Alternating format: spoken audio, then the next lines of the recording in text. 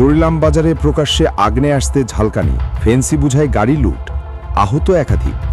জানা যায় TR01D3844 যাত্রীবাহী ম্যাক্স গাড়ি করে সোনামুড়া রশিদের প্রায় 15 লক্ষ টাকার ফেন্সিডিল দিনের আলোয় নিয়ে যাওয়ার পথে বিশালগড়ের ভুট্টু গ্যাং বিশালগড় বাইপাসে দুটি গাড়ি সড়কের মাঝখানে রেখে গাড়িতে আটক করার চেষ্টা করে, কিন্তু ফেন্সি বোঝাই গাড়ি একাধিক গাড়িকে তছনছ করে দ্রুত পালিয়ে যাওয়ার চেষ্টা করে। পেছন দিক থেকে ধাওয়া করে ভুট্টু ও তার গ্যাং।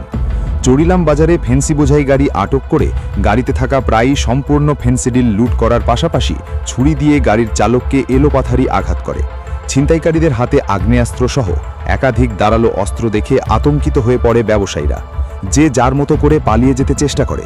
মুহূর্তের মধ্যে তীব্র উত্তেজনা ছড়িয়ে পড়ে গোটা জরিলাম বাজারে।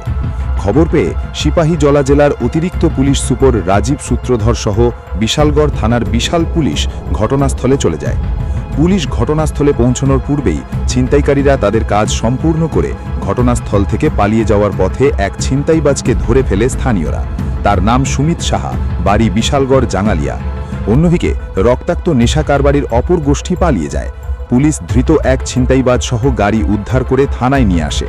অন্যদিকে বিশালগড় বাইপাসে ফেন্সি বোঝাই গাড়ির ধাক্কায় টমটম গাড়ি চালক সহচালক গুরুতরভাবে আহত হয়ে তারা বর্তমানে বিশালগড় মহকুমা হাসপাতালে চিকিৎসাধীন।